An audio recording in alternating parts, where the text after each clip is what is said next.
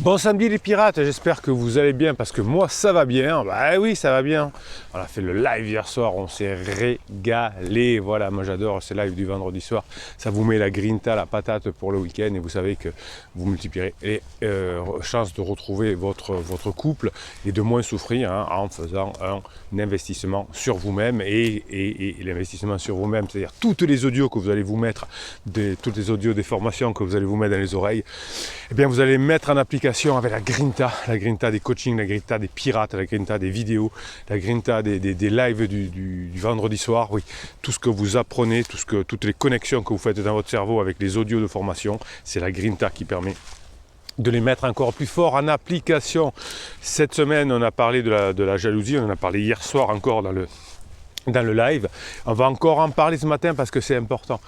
Maîtrisez vos émotions, maîtrisez vos pensées, maîtrisez votre jalousie, mettez de la légèreté. Tout ça va déjà vous rendre la vie plus belle. Plus belle est la vie. Plus belle la vie, c'est beau. Et ça va vous permettre également, évidemment, de comprendre comment fonctionne l'être humain, dans des situations de travail, avec vos enfants, avec vos amis. Et bien sûr, vous allez multiplier les chances de retrouver votre conjoint parce que vous aurez changé, parce que vous lui aurez montré que vous avez changé, parce que maintenant vous passez des bons moments ensemble, parce qu'il comprendra que vous êtes un roc, que vous tenez à lui, et à la fin de sa crise, quand ça va exploser avec pansement, eh bien, si ce n'est déjà fait, eh bien, il y a des probabilités à la fin de la crise que vous reveniez ensemble, et ça c'est bon, c'est votre objectif, eh bien, tenez-le. Alors le fait de tenir à votre conjoint, le fait d'être en rock, alors des fois vous me dites oui mais c'est injuste, oui, un peu un Calimero, c'est mon conjoint qui me trompe et c'est moi qui dois travailler sur moi. Ben oui, ça c'est l'investissement sur vous qui va vous permettre. De toute façon on devrait travailler tout le temps sur soi. Vous savez, on est lié à la survie, on a un cerveau qui est câblé pour la survie. Il peut faire beaucoup plus, mais il faut le câbler. Ça ne peut pas se faire tout seul. La nature, dame nature, nous donne un cerveau pour survivre, mais pas plus. Après, c'est la conscience qui permet de travailler. On sait aujourd'hui, grâce aux neurosciences, comment ça fonctionne. Eh bien, le travailler sur soi, c'est un antidote d'ailleurs contre la jalousie, mais aussi contre les infidélités. D'ailleurs, certaines personnes aiment bien avoir une peinte de jalousie, de sentir un peu de jalousie dans son conjoint, on a besoin de savoir que notre conjoint tient à nous. C'est ça qui vous démoralise pendant la crise existentielle, parce que vous avez l'impression que votre conjoint s'en fout. Dans un moment de panique, il vous a dit que c'était fini, et vous avez tenu compte de ce déclaratif. Eh bien, l'absence complète d'effort, l'absence de solidité va montrer à votre conjoint que vous êtes indifférent, que vous êtes faible. Et on n'a pas besoin d'avoir quelqu'un qui est faible avec soi quand on est en survie. Vous savez que pendant la crise existentielle, le cerveau de votre conjoint est que dans la survie, que dans des émotions primaires, la peur, la tristesse, la colère, le dégoût, la joie de temps en temps avec pansement parce que ça nous donne un peu de bonheur. Eh bien, il a besoin, votre conjointe a besoin de sentir qu'il y a quelqu'un qui est au-delà de la survie, quelqu'un qui est un rock, quelqu'un qui est un leader, quelqu'un qui l'inspire, quelqu'un qui sera son modèle. Et très souvent, les pirates qui me recontactent 2-3 ans après la crise, ça m'arrive assez souvent, on me dit vous aviez raison, Bruno. Alors c'est pas Bruno qui avait raison, on s'en fout, c'est les neurosciences, c'est l'expérience. Vous aviez raison, Bruno. Mon conjoint m'a dit heureusement que tu étais là pendant la crise parce que ça aurait pu mal se terminer. Mais ça, c'est plusieurs mois après. N'attendez pas d'avoir des regrets tout de suite. Ça se fera beaucoup plus tard, enfin des demandes de pardon plus tard. Donc votre conjoint a besoin de savoir que vous êtes amoureux, même si vous vivez plus ensemble, entre guillemets, et plus vous allez montrer à votre conjoint que vous tenez à lui, plus vous avez des chances de rester ensemble. On avait fait avec Eugène Matt à l'université de l'Illinois une étude, et on a fait remplir des questionnaires. Plus le conjoint, plus les deux, disons, disaient mon conjoint est amoureux de moi, et la jalousie parfois peut passer par une preuve d'amour, si c'est léger, si c'est taquin, etc. Eh bien on s'est aperçu que le fait, ce qui ressort de cette étude, c'est que le fait de sentir que son conjoint est amoureux de nous est est une prédictibilité du fait de pouvoir passer dans la phase 4 plus tard. Ça, c'est très important. Il faut que votre conjoint sente que vous ayez... que vous tenez à lui. Les résultats de cette étude nous ont montré que 25% des personnes qui s'étaient mariées ou qui vivaient en couple se trouvaient être des personnes dont le score initial de je tiens à toi finalement était le plus élevé, tandis que chez les 75% des personnes qui ont rompu leur relation pendant la période, les scores moyens de je tiens à toi finalement étaient très faibles.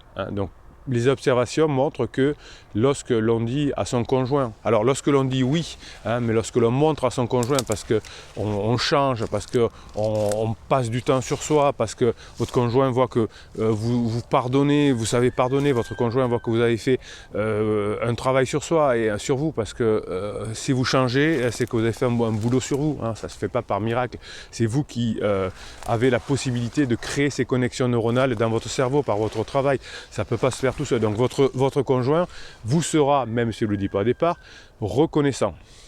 Eh bien, c'est ce travail que vous allez faire sur vous, ce travail qui va faire que vous montrez par vos actes que vous tenez à votre conjoint, eh bien, ce travail que vous faites par vos actes est une prédictibilité assez importante, donc plus de 25%.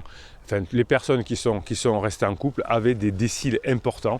On savait que le conjoint tient à nous, et ça c'est important pendant la crise, et d'ailleurs ce sera important dans la phase 4 du couple également.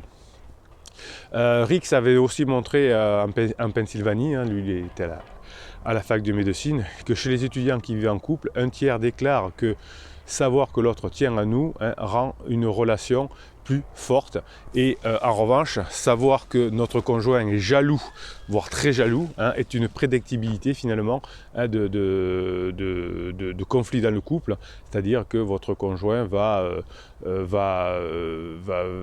s'éloigner parce que la jalousie crée une propulsion, et si vous avez trop de jalousie, eh bien vous l'avez vu souvent dans la phase 2 de votre couple, il y a beaucoup de propulsion, de disputes, d'insultes, de perte de confiance, voire parfois des agressions physiques. Les agressions physiques, et on a vu malheureusement dans l'actualité que ça pouvait aller très loin, parfois même jusqu'à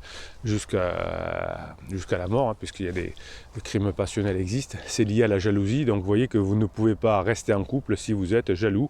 Heureusement, dans la formation qui est sortie cette semaine, vous allez apprendre à connecter votre cerveau pour ne plus être jaloux, pour ne plus en souffrir en tout cas, et que vous puissiez avoir les probabilités de revenir ensemble. Vous voyez que la jalousie à l'extrême peut entraîner un meurtre, et le fait d'être soi-même, le fait d'être différent, le fait de montrer qu'on a changé, etc., va entraîner. Donc vous avez les deux bornes à avoir. Donc où se situe la frontière entre la jalousie et l'envie de rester avec son conjoint?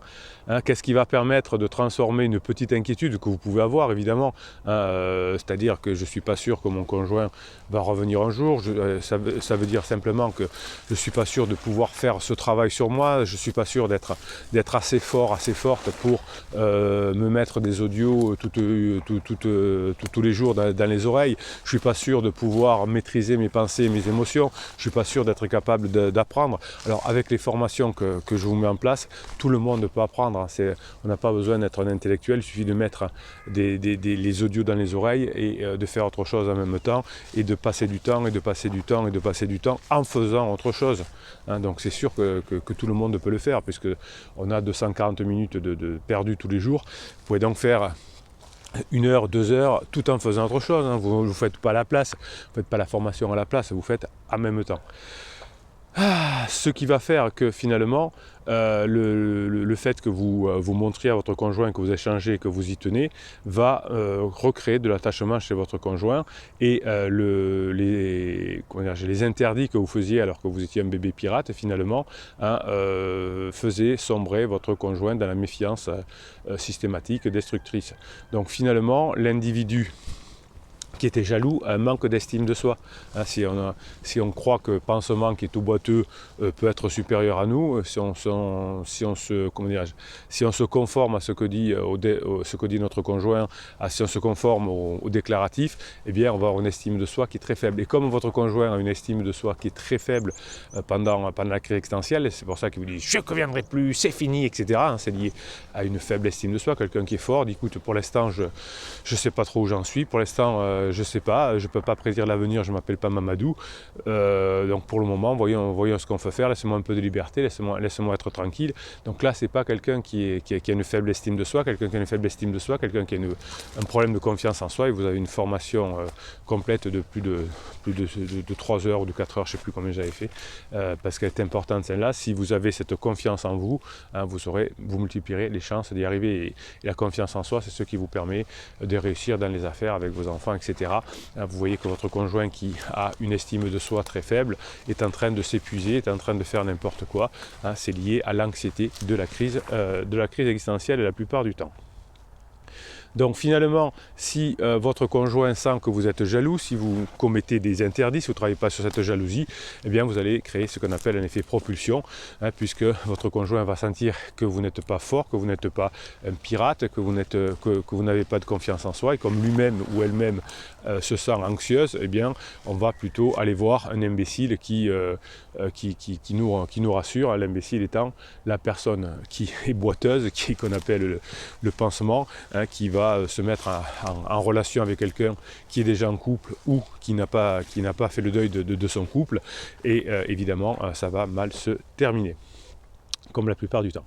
Donc finalement, votre conjoint est peu sûr d'elle-même, elle a une estime de soi fragile, et finalement, elle a besoin, hein, votre conjoint a besoin que vous, hein, vous pirates, ayez de l'estime pour lui, pour elle, et redoutera finalement de le voir partir. Donc finalement, vous êtes le roc, vous êtes la personne sur laquelle votre couple va pouvoir s'agripper, hein, et votre conjoint, même si au départ elle ne vous le dit pas, votre conjoint ne vous le dit pas, votre conjoint il ne vous le dit pas, ou votre conjoint elle ne vous le dit pas, eh bien elle le sent évidemment quand même.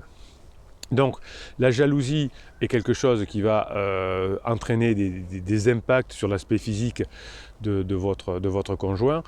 Si vous êtes jaloux, si vous mettez enfin en tout cas si la personne sent que vous avez une jalousie, une pression, une propulsion, eh bien effectivement la personne va s'éloigner de vous. On observe finalement que plus vous aurez de confiance en vous, plus vous aurez des chances de revenir avec votre conjoint. Par exemple, on a vu dans des études de neurosciences que les personnes qui sont grandes et costauds ont tendance, c'est des pourcentages, à être moins jaloux que les personnes qui se sentent faibles physiquement. Voilà, hein, c'est toujours lié à cette confiance en soi.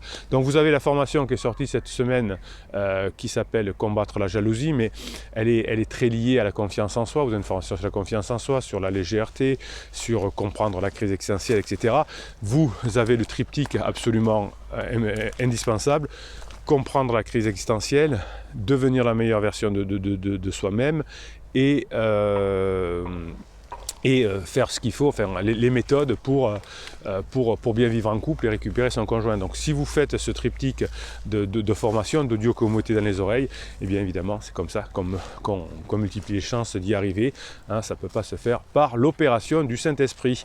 Alors la Grinta est importante, on va aller faire un petit tour du côté de Telegram, très rapide, on va lire 2-3 télégrammes. C'est le canal Bruno Marchal que vous avez, pour l'atteindre, vous l'avez juste sous le catalogue de formation. Je ne vous avais pas dit que le catalogue des formations d'ailleurs est un descriptif de cette vidéo, comme le groupe Facebook, hein. Le groupe Facebook et Telegram, c'est des endroits où vous, mes pirates adorés, hop, voilà.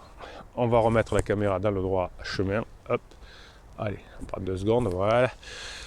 Ah Bruno, alors hop, on finit, et c'est cette Grinta, hein, que vous allez trouver dans les télégrammes et dans Facebook, le groupe Facebook, qui vont vous permettre d'avancer. Donc tout ça en descriptif des vidéos.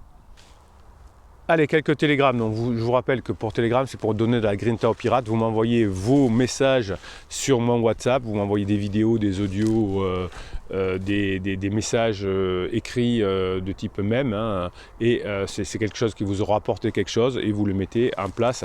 Vous me l'envoyez par WhatsApp, je le mets sur Telegram. Les pensées mènent aux émotions, les émotions mènent aux actions et les actions mènent aux résultats. Vous me l'aviez déjà envoyé il y a 2-3 jours, je crois, et j'avais beaucoup apprécié cette phrase, hein. C'est ce que vous êtes à l'intérieur qui va avoir effectivement un effet sur l'extérieur. La vie est une composition de plusieurs émotions, la joie, la tristesse, l'amour ou la haine. Donc chaque émotion nous conduit vers une destinée.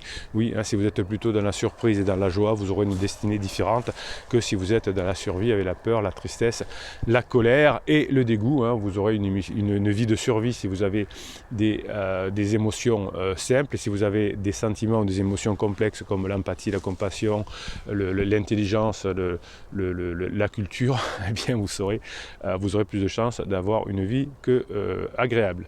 Tout est facile dans la vie, il suffit d'être logique et de contrôler ses émotions. Oui, contrôler ses pensées, contrôler ses émotions, contrôler sa jalousie, effectivement, c'est la base pour pouvoir réussir ses objectifs. Les personnes riches créent leur vie, les personnes pauvres croient qu'ils subissent la vie. Alors on va le dire autrement, les pirates créent leur vie, les non-pirates croient qu'ils subissent la vie. Oui, c'est vrai que quand vous êtes bébé pirate, hein, vous pensez que c'est votre conjoint qui décide, c'est votre conjoint qui a décidé de divorcer, vous n'avez pas de pouvoir, vous êtes en colère contre lui, vous trouvez ça injuste, etc. Et petit à petit, vous comprenez comment fonctionnent les crises existentielles, comment fonctionnent les difficultés avec vos conjoints, et vous trouvez les moyens d'y parvenir. Voilà. Allez, on va faire un petit tour du côté des commentaires sous les vidéos. C'est comme ça que vous donnez la grinta des pirates, hein. Vous avez aussi sous les vidéos le lien. Alors donc vous avez sur le descriptif des vidéos, sous le catalogue des formations et des coachings, vous avez comment aller sur le groupe Facebook, et la plupart des commentaires, hein, vous les mettez sous les vidéos, et c'est là que je vous réponds, en tout cas en créant en tirant au sort un commentaire et en vous en faisant un petit quelque chose.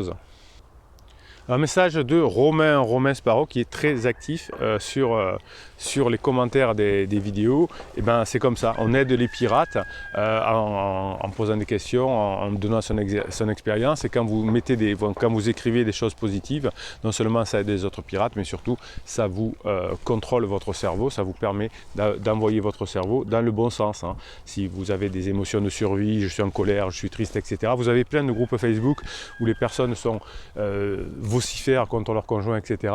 Nous, ici, hein, les pirates, on ne vocifère pas contre nos conjoints. La crise existentielle arrive à tout le monde. Nous, ce qu'on veut, c'est réussir à récupérer son couple. Donc nous, on agit plutôt avec son cerveau, avec les neurosciences, et pas avec les émotions de survie. Salutations capitaine. Dans les différentes phases d'une crise existentielle, ne pourrait-on pas ajouter la phase d'incubation ou phase silencieuse juste avant la phase d'alarme? Alors oui, cette phase, elle est très connue. Alors vous savez que la crise existentielle doit arriver, mais le début c'est une émotion, hein, un choc émotionnel. Le décès d'un ami, la maladie d'un ami, une propre maladie, un licenciement, quelque chose qui arrive et qui nous choque, mais on fait un déni. Oh mais c'est bon, c'est pas très grave, c'est que du boulot. Ou mon père était malade de toute façon, ou de toute façon il s'en est sorti, c'était une crise cardiaque mais il s'en est sorti, etc., etc. Donc on fait un déni, et donc on a une phase qui est de déni, et qui va se transformer, où un jour on va se réveiller, entre guillemets. Alors c'est pas un jour on va se réveiller, mais on va sentir de plus en plus de malaise, et à un moment donné on va croire que ça vient du conjoint puisque c'est un déni. Alors on peut appeler ça, Romain, j'accepte, la phase d'incubation. Je remarque quand même une latence entre le déclencheur de la crise et justement la phase d'alarme. Oui, vous avez raison, c'est tout à fait ce qui se passe. Vous êtes un bon observateur, Romain. Souvent la phase d'alarme est symptomatique, visible, et le conjoint qui n'est pas en crise pense que ça débute à peine, alors que chez le criseux ça déconnecte dans le crâne depuis plusieurs mois, mais en silence. Alors vous avez même des personnes en crise qui disent oui, mais de toute façon ça fait longtemps que je t'aime plus, ça fait longtemps que j'ai fait le deuil de la relation, etc. Puisqu'on réécrit l'histoire, je vous l'ai raconté plusieurs fois en formation, on réécrit l'histoire quand on est en crise existentielle.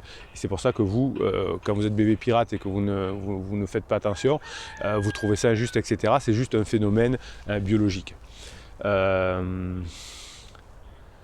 Pour ma criseuse, le déclencheur a été clairement le confinement de mars-mai 2020. Alors oui, quand on était des pirates en mars 2020, et beaucoup ont récupéré leur couple parce que comme ils étaient ensemble et qu'ils savaient comment faire le badinage, l'humour, la sexualisation, beaucoup ont récupéré leur couple.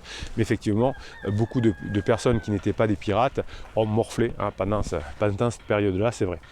Et pansement a été pris 1 an en mai 2021 pendant la phase d'incubation. La phase d'alarme a débuté à peu près en juillet, le temps que la lune de miel se mette en place. Alors c'est très bien Romain, vous avez une bonne analyse, vous travaillez sur comprendre les choses. Alors que votre conjoint ait été en crise, qu'il y ait une phase d'incubation, qu'il soit en crise existentielle, etc., peu importe, vous avez, quoi qu'il arrive, la méthode pour y arriver, avec tout ce que l'on a ici, le changement, le triptyque, etc. Oui, c'est bien de comprendre, de savoir où on en est, c'est très important, mais le plus important, c'est le travail que vous allez faire sur vous. Très souvent, vous, en coaching, vous me dites « Oui, mais est-ce que vous êtes sûr que mon conjoint est en crise ?» Alors d'abord, je ne vous réponds jamais parce que je ne suis pas psy et je ne me permets pas d'évaluer quelqu'un que je n'ai pas vu.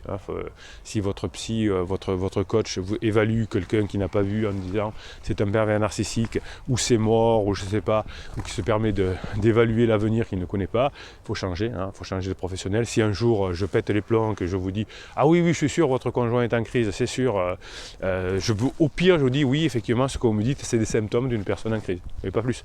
Comme quelqu'un qui si vous appelez votre médecin généraliste et que vous dites voilà mon enfant tousse et a de la fièvre, est-ce qu'il a le Covid? Qu'est-ce qu'il fait si c'est un bon médecin? Il va pas vous dire ah oui, ça, non, il va dire allez faire un test et ensuite on verra et il va vous dire effectivement ça peut être effectivement, vous avez raison, des symptômes d'un Covid, mais c'est pas pour autant s'il n'a pas vu la personne, s'il n'a pas évalué, s'il n'a pas testé, comment voulez-vous qu'il vous le dise? Eh bien il y a des psys, il y a des coachs qui se permettent de le faire, qui se permettent d'évaluer.